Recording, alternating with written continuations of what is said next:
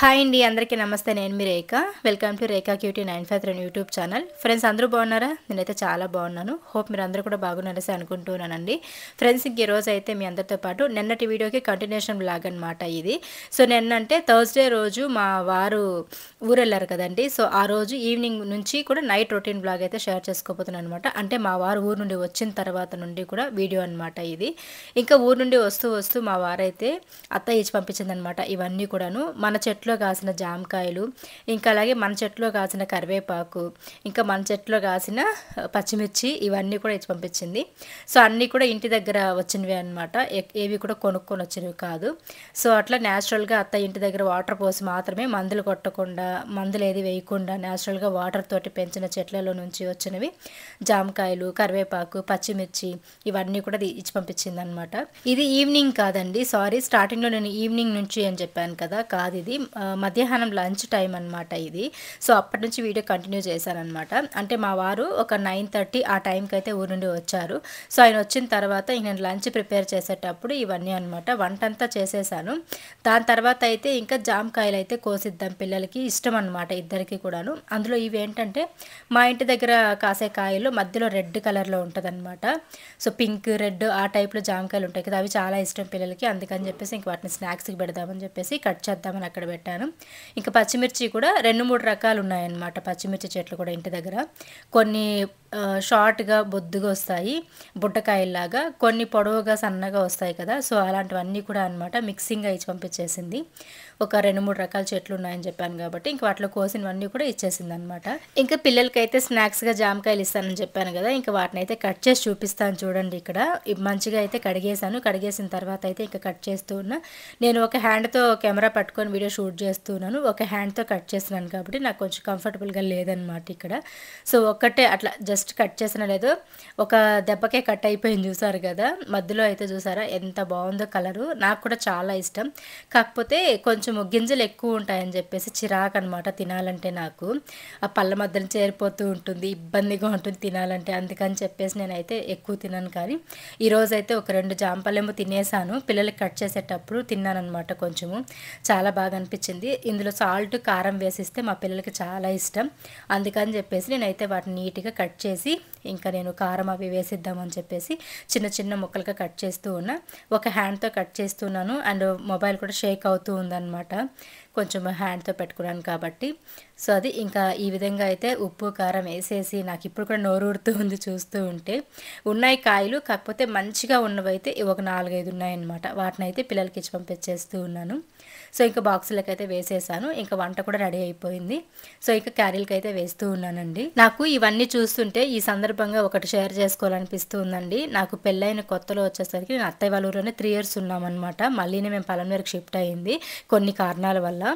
So దానికి ముందు మేము అక్కడే ఉన్నాం కాబట్టి ఆ ఇంటి దగ్గర ఏంటంటే ప్రతిదీ కూడా వెజిటేబుల్స్, వంకాయ, బెండకాయ, చిక్కుడుగాయ, తర్వాత మునక్కాయలు, ఇంకా పచ్చిమిర్చి, ఆనియన్స్ కూడా మేము ఇంటి దగ్గరే పండించే వాళ్ళము. మాకు కొంచెం ఖాళీ ప్లేస్ ఉంది కదా, సో అది ఇంతకుముందు కొంచెం అడవిలాగా ఉండదన్నమాట.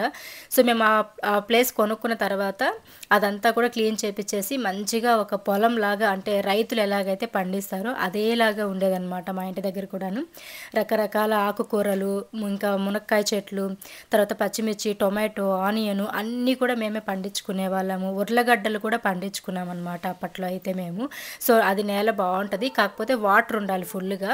ఒకప్పుడు వాటర్ అయితే మంచిగా దొరికేది కాబట్టి ఇంకా మాకు బాగా పండేవి. బట్ ఇప్పుడు వర్షాలు తక్కువ పడుతున్నాయి, అలాగే వాటర్ కూడా సరిగా లేదనమాట అక్కడ ఊర్లో, ఇబ్బంది. అందుకే ఇంకా అత్తయ్య కూడా ఏజ్ అయిపోతుంది కదండి, దాదాపు 13 సంవత్సరాల ముందు క్రితం నేను జరిగిందే చెప్తున్నాను. సో కాబట్టి ఇంకా వయసు కూడా అయిపోతుంది కదా, తను అవన్నీ ఏం చేసుకోలేరనమాట ఇప్పుడైతే. అప్పట్లో చాలా ఓపిక ఉండేది, మంచిగా అన్నీ చేసేవాళ్ళు. అసలు ఇంకా మేము ఏది కూడా కొనమన్నమాట. ఇంటి దగ్గర వచ్చే ఆకులు, కూరగాయలతోటి మేము వండుకొని తినేవాళ్ళము. అండ్ అప్పుడే హెల్త్లు కూడా బాగుండేవి. ఇప్పుడు అన్నీ కూడాను ఇట్లా మందులు కొట్టే ఫుడ్, ఇవి అసలు మనము ఏం చేసినా, ఎంత హెల్తీ ఫుడ్ తిన్నా కూడాను అన్నీ కూడా ఇప్పుడు కెమికల్స్ మిక్స్ అయిపోయినవే కాబట్టి ఏం చేయలేమన్నమాట. సో అట్లా అన్నీ కూడా పండించుకొని నేను మా అత్తయ్య ఉంటామన్నమాట. మా వారు డ్యూటీకి వెళ్ళిపోయేవారు. అండ్ ఇంకా మాకు చిన్న చిన్న పిల్లలే కదా, సో అట్లా ఉండి ఇద్దరం కాలక్షేపం చేసుకుంటూ, మాట్లాడుకుంటూ ఆ చెట్ల దగ్గర అట్లా ఇట్లా గడిపేవాళ్ళం అనమాట. సో అన్ని రోజులు మనవి కాదు. ఒకప్పుడు ఉన్నట్లు ఇప్పుడు ఉండాలని లేదు. ఇప్పుడున్నట్టు అప్పుడు ఉండాలని లేదనమాట. రోజులు ఇంకా కాలం మారే కొద్దీ మనుషుల ఆలోచనలు మారతాయి. మనుషుల ప్రభావాలు మారతాయన్నమాట. అదేం చేయలేము. సో అట్లా ఇంకా తర్వాత అయితే ఇక్కడికొచ్చాక అన్నీ కూడా కెమికల్స్‌వే అన్నీ కొనుక్కొని తినాల్సినవే మందులు కొట్టేటివే అనమాట. సో అది పరిస్థితి. నెక్స్ట్ వచ్చేసరికి ఇంకా వంట చేశాను. పిల్లలకైతే లంచ్ బాక్స్ కట్టేసాను. మా వారు కూడా తీసుకెళ్ళిపోయారు. ఇంకా లంచ్ కూడా ఏం చేశానో చూసారు కదండీ! అలాగే ఇంకా వీక్లీ ఒక 3, 4 టైమ్స్ అయితే బాయిల్డ్ ఎగ్స్ కూడా ఇస్తూ ఉంటాను. అలాగే పెట్టి పంపించేసాను. దాని తర్వాత ఇంకా మిద్ది పైన బట్టలన్నీ కూడా ఆరేసున్నవి ఉంటే వాటిని తీసుకొనొచ్చి ఇంకా బెడ్ పైన వేసేసాను. ఇంకా అలాగే ఒక 10 రోజుల నుంచి ఐరన్‌కి పెట్టున్నాను. అవి 2 డేస్ ముందు తీసుకెళ్ళి ఐరన్ షాప్‌లో ఇచ్చారు. ఇంకా అవి కూడా ఈరోజు తీసుకొచ్చారనమాట. సో వాటినైతే ఇంకా ఎత్తి పెడుతూ ఉన్నా. సో ఇంక మీకు తెలిసిందే కదా! నేను కొంచెం నిదానంగా వంగడం, నిదానంగా పైకి లేవడం ఇట్లా చేస్తూ ఉన్నాను గదా! మీకు అందరికీ తెలిసిందే నాకు ఏ ప్రాబ్లమ్ ఉందని చెప్పేసి. సో దానివల్ల ఇంకా టక్కని కూర్చోలేకుండా కొంచెం మెల్లగా నెమ్మదిగా కూర్చోవడం, నెమ్మదిగా లేయడం ఇట్లా చేసుకుంటూ ఆ బట్టలన్నీ సర్దుతూ ఉన్నాను. ఇంకా పిల్లలకి చెప్పాననుకోండి వీటిని సర్దమని చెప్పేసి, అసలే ఐరన్ చేసుకొచ్చిన బట్టలు వాళ్ళు ఎలా పడితే అలా దూర్చేస్తారనమాట ఆ బీరువాలో వేసి. వాటిని నీట్‌గా పెట్టరు. ఇంకా మళ్ళీ ఐరన్ చేపించి కూడా వేస్ట్ అయిపోతాయి గదా! అందుకని చెప్పేసి నేనైతే వాటిని నిదానంగా సర్ది పెడుతూ ఉన్నాననమాట. ఇంకా వినాయక చవితికి కట్టుకున్న హాఫ్ శారీసు, నా శారీసు, ఇంకా మా వారు బట్టలు అవేనండి అవన్నీ కూడాను. వరలక్ష్మి వ్రతం అప్పటినుంచి ఇప్పటి వరకు ఉన్నాయన్నమాట ఇందులో ఐరన్ చేపించినవి. ఇంకా టైం రాలేదు. అసలు ఇంకా వాటిని తీసుకెళ్ళే గుర్తు కూడా లేదనమాట. ఒక బ్యాగ్‌లో వేసి పెట్టేస్తాను. సో, ఫుల్‌గా అయిపోయాయన్నమాట. ఇంకా డౌటొస్తుంది అసలు శారీస్ అంతా ఏమైపోయాయి అనేసి ఒక డౌటొచ్చి చూస్తే బ్యాగ్‌లో ఉన్నాయన్నమాట అటుపక్క రూమ్‌లో. సో, మొత్తం కూడా ఇంకా 2 డేస్ ముందిచ్చి పంపిస్తే అన్నీ ఐరన్ చేసి మాకు వెంటనే ఇచ్చేస్తారు.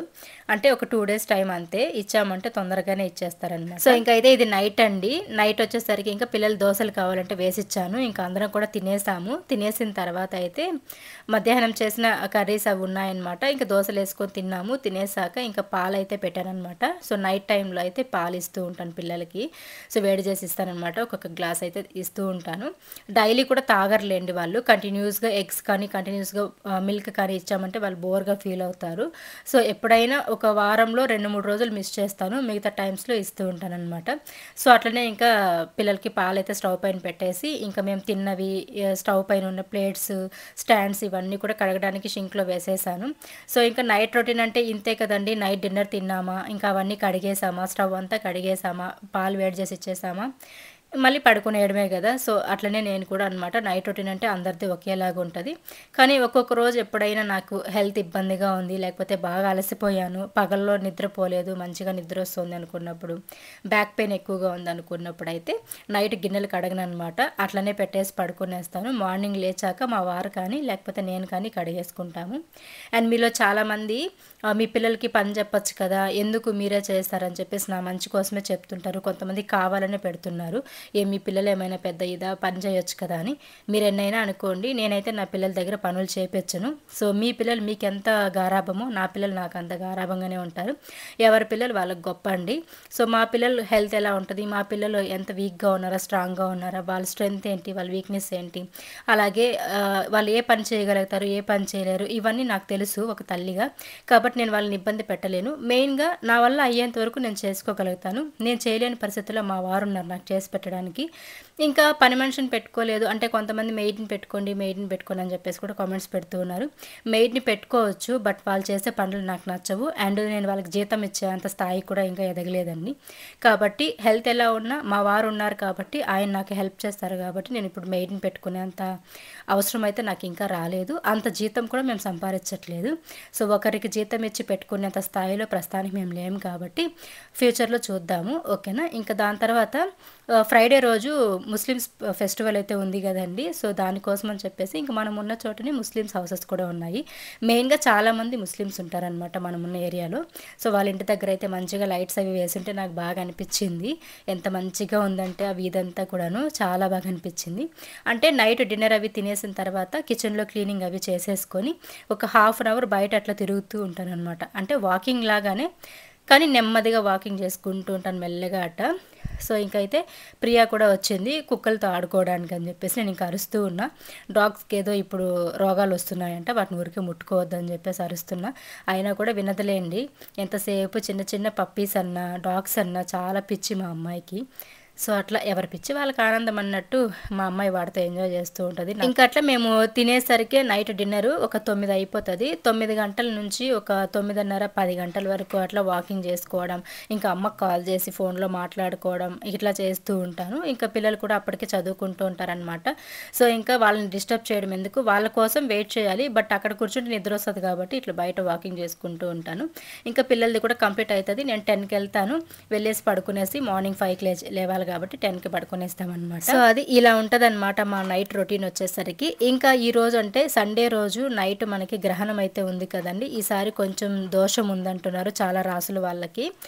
అండ్ దానికి సంబంధించి నేనైతే మీకు ఒక విషయం చెప్దాం అనుకుంటున్నా. గ్రహణం ఏ టైంకి ఎన్ని గంటలకు పడుతుంది, ఎన్ని గంటలకు వదులుతానో అందరికీ తెలిసి ఉంటుంది. సో నాకు తెలిసిందైతే నేను ఈరోజు షేర్ చేసుకుందాం అనుకుంటున్నానండి. ఈరోజు అయితే చంద్రగ్రహణం ఉంది కదా, ఈరోజు నైట్ రాత్రి 9:58 మనకి స్టార్ట్ అవుతుంది. అండ్ 8వ తేదీ అంటే తెల్లవారుజామున 1:26 గంటలకి మనకి ముగుస్తుంది అనమాట. అండ్ ఇది మనకి దాదాపు ఏ గ్రహణమైనా 3 అవర్స్ అట్లా ఉంటుంది. ఈసారి 3 అవర్స్ 28 మినిట్స్ అయితే ఉందన్నమాట. సో దీనికి సంబంధించి నేను ఎండింగ్లో కూడా ఒకటైతే చూపిస్తానమాట మీకు. అది చాలామందికి దర్భ అనేది తెలిసే ఉంటుంది. అండ్ షార్ట్ వీడియో కూడా పెడతాను చూడండి క్లియర్గా. సో దాంతో ఏం చేయాలని చెప్పేసి తెలియని వాళ్ళ కోసం మాత్రమే. సో ఈ గ్రహణం పట్టేటప్పుడు గర్భిణీ స్త్రీలు బయట ఉండడం కానీ, అలాగే ఫుడ్ అంటే గ్రహణం పట్టే ముందు ఫుడ్ తినడం కానీ, ఇలాంటివి కొన్ని ఉంటాయి కదా నియమాలన్నీ కూడాను. సో అలాంటివన్నీ కూడా జాగ్రత్తగా పాటించండి. అండ్ మెయిన్గా గర్భిణీ స్త్రీలు ఎవరైనా ప్రెగ్నెన్సీ వాళ్ళు ఉంటే సో ప్లీజ్ లోపలే ఉండండి, బయట రాకండి. ఎందుకంటే ఈరోజు మనం చేసే ఒక చిన్న పొరపాటే రేపు పిల్లల పైన మన పైన ప్రభావం చూపిస్తుంది కాబట్టి జాగ్రత్తగా ఉండడం మంచిది. అండ్ అలాగే మీకు ఎక్కడైనా దర్భ దొరికితే కనుక దర్భ తీసుకొని వచ్చి ఇంట్లో వంట సామాన్ల పైన, ఇంకా ఇంట్లో అక్కడక్కడ పెట్టండి, మెయిన్గా పూజ గదిలో పెట్టండి. సో గ్రహణం విడిచిన తర్వాత కూడాను స్నానం చేసుకోవడం, ఇల్లు శుభ్రం చేసుకోవడం, పూజ గది శుభ్రం చేసుకోవడం, దాని తర్వాత ఫ్రెష్గా వంట చేసుకొని తినడం, ఇలాంటివి అయితే చేయండి. సో మనకు తెలిసినంత వరకు మనం చేసుకుంటే మంచిది, తెలియని కూడా తెలుసుకోవడం మంచిది. అండ్ గ్రహణం అయిపోయిన తర్వాత ఇల్లు శుభ్రం చేసుకొని మనం కూడా ఇంట్లో అన్ని పనులు అయ్యాక శివాలయంకి వెళ్ళేసి అర్చన చేసుకోవడం కానీ, లేకపోతే పూజ చేసుకొని, లేకపోతే ఇంకా కుదిరిందంటే అభిషేకం చేసుకొని వస్తే చాలా మంచిది శివుడికి. ఓకేనా. సో మీకు దగ్గరలో ఎక్కడైనా శివాలయం ఉంటే వెళ్ళేసి అభిషేకాలు చేపించే ఓపిక ఉంటే చేపించండి, లేకపోతే అంటే టైం ఉంటే చేపించండి, లేదనుకుంటే అర్చన అయినా చేపించుకొని దర్శనం చేసుకొని వస్తే ఈ సంవత్సరం అంతా మనకు కొంచెం దోషాలు తగ్గి మంచిగా ఉంటామన్నమాట. ఓకేనా. సో అది ఇంకా మా వారైతే ఊరేళ్ళు ఉన్నారు కాబట్టి ఆయన వస్తూ రేషన్ కూడా వేసుకొని వచ్చారు అక్కడ నుంచి. ఇంకా దాంతోపాటు చక్కెర కూడా ఇస్తారు కదా, సో అదైతే ఉంచాను. ఇది నేను షాప్లో కొనుక్కొచ్చిన షుగర్ అనమాట. అండ్ ఇటు పక్క చూపించాను కదండి చిన్న డబ్బాలు, అది వచ్చేసరికి రేషన్లో వేసిన షుగరు. సో ఈ రెండింటికి చాలా తేడా ఉంది.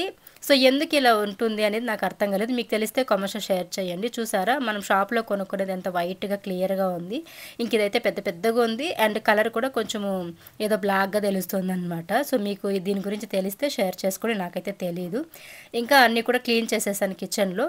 సో అదే ఇక్కడ చూపిస్తున్నాను అనమాట మీకైతే. చూసారా. సో నైట్ టైంలో ఇలా శుభ్రం చేసేసి పెట్టేసామంటే ఇంకా మనకి మార్నింగ్ లేచే టైంకి కూడా మైండ్ ఫ్రెష్గా ఉంటుంది, కోపం చిరాకు రాకుండా తొందరగా బ్రేక్ఫాస్ట్ అవి రెడీ చేసి పిల్లలకి పెట్టి స్కూల్ టైంకి పంపించవచ్చు అనమాట.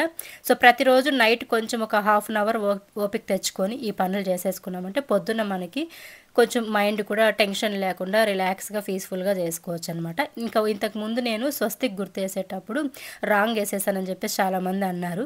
సో అందుకని చెప్పేసి ఈసారి కరెక్ట్గా వేశాను. కరెక్ట్గా ఉందా లేదా చెప్పండి. ఒక్కొక్కసారి అట్లా జరుగుతూ ఉంటాయి మనకు తెలియకుండానే. సో వాటిని కొంచెం లైట్ తీసుకోండి. సో నాకు తెలియనివి మీరు నాకు అప్పుడప్పుడు చెప్పిస్తూ ఉండండి ఇలాగే. ఓకేనా. సో మనకి అన్నీ తెలియాలని లేదు, మీకు తెలిసినవి కూడా నాకు షేర్ చేసుకుంటూ ఉంటే నాకే కదా మంచిది. సో నేను తెలుసుకుంటాను అదనమాట.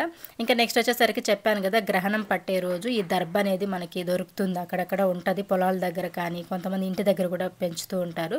సో ఇలాంటి దర్భ తీసుకొచ్చుకొని దాన్ని అయితే ఫ్రిడ్జ్లో కొంచెము, పప్పు దినుసుల్లో కొంచెము, మనం ఏదైనా బియ్యం పిండి అంటే దోశ పిండిలు కానీ ఇలాంటివి ఏదైనా మిగిలి ఉంటాయి కదా వాటిలో కానీ, చింతపండులో, ఉప్పులో, మెయిన్గా ఉప్పు, పప్పు, చింతపండు ఇలాంటి వాటిలో వేసుకోవాలి, పూజ గదిలో వేసుకోవాలి. సో ఇది మీకు తెలిస్తే కామెంట్స్ షేర్ చేయండి, వీడియో నచ్చితే లైక్ చేయండి. Thank you so much friends.